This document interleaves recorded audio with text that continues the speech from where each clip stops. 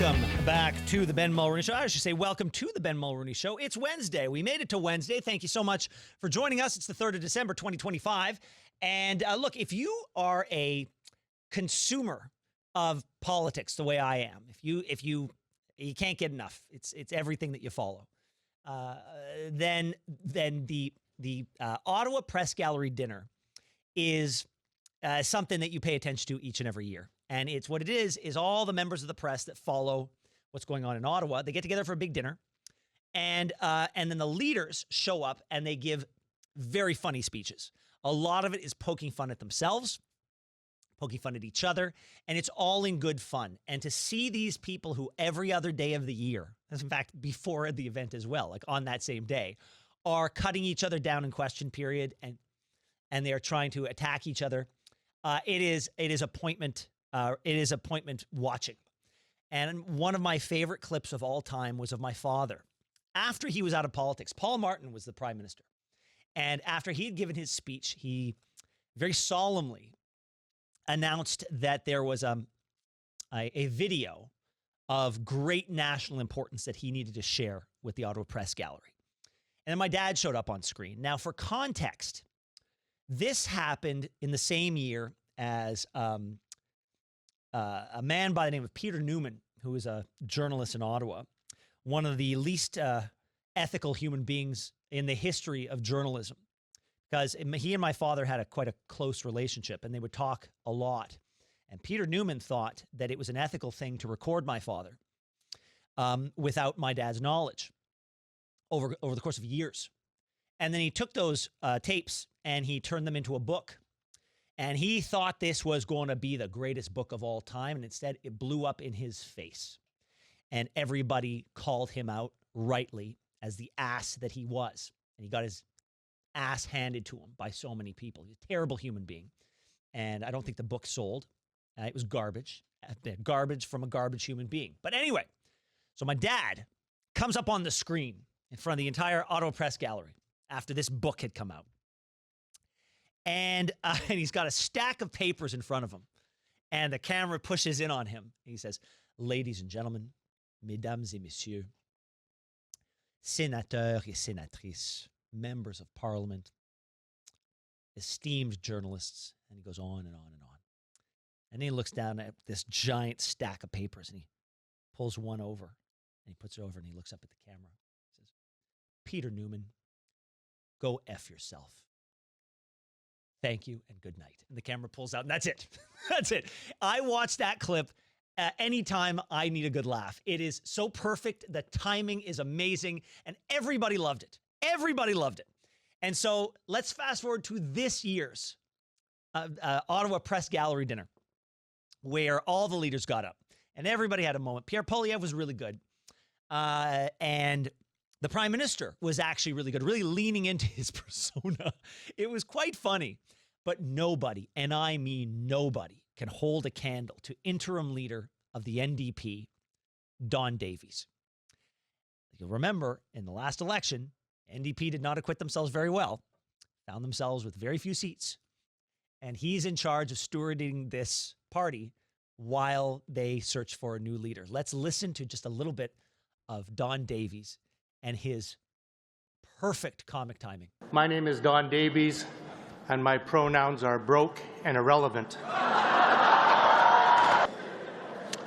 I was originally given 3 minutes for my remarks, but I negotiated an extra minute in exchange for propping up the Liberals,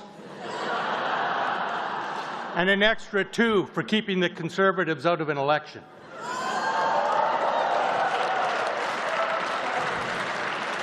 The last election was tough for New Democrats, despite having a hip, fit, and well-dressed leader. So in choosing an interim leader, we're going to go in a different direction. He goes on. He goes on. He at one point, he looks at Yves-François Blanchet, the leader of the Bloc Québécois, and he says, after Yves' speech, he goes, "Jesus, Yves, that was one hell of a speech. It made me want to vote for independence." It's really good. If you haven't, go to YouTube, search up all the leaders. They all did a really good job, and it's a nice cleansing tonic from the battles, the verbal battles that we see every day. And it reminds you that there's a shred of humanity in each of them, or at least they recognize a shred of humanity in each other. And I think it's important to be able to watch these speeches to gain an appreciation of the actual work that they end up doing. So let's go back to that work, because it was a testy day in Ottawa. Pierre Poilievre and Mark Carney went at it.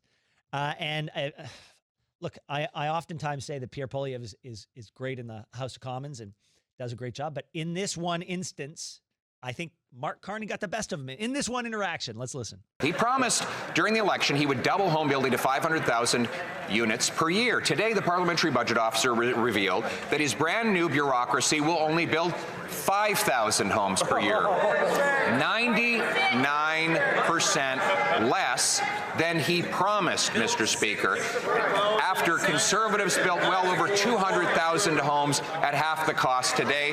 Why won't he listen to us and stop building bureaucracy so that we can start building homes? Mr. Speaker, the great thing about being a lifelong member of Parliament is you've never built anything and you don't know numbers. True. All right, now look,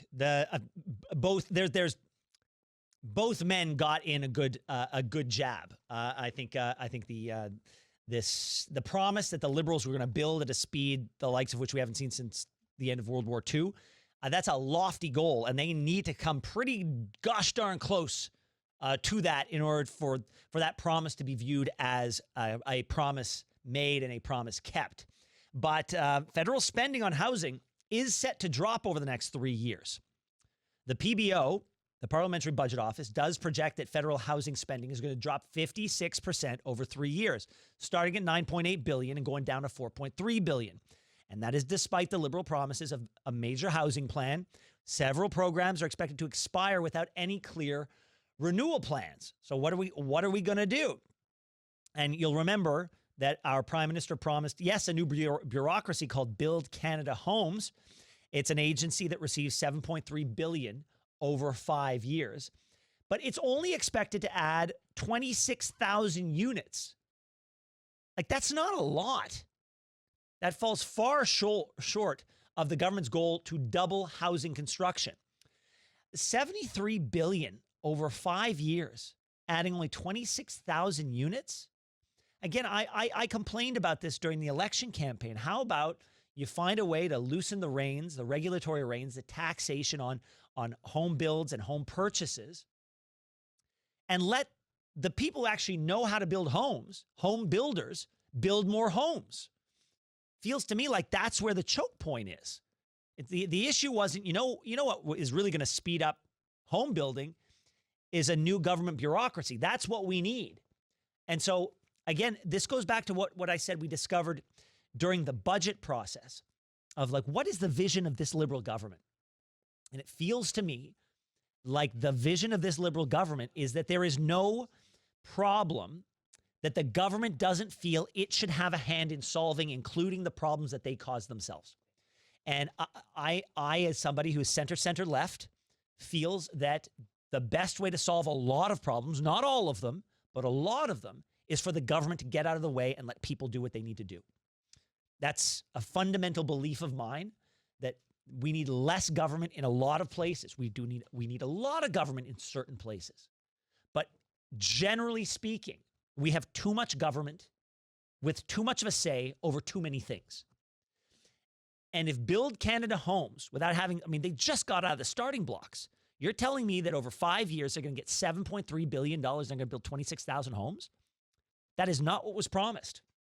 And listen, in a year from now, we are going to see how much the executives at Build Canada Homes earned, and it ain't going to be pretty. Thanks so much for watching the show. Now, if you enjoyed what you saw, hit that subscribe button so you never miss another episode of The Ben Mulroney Show.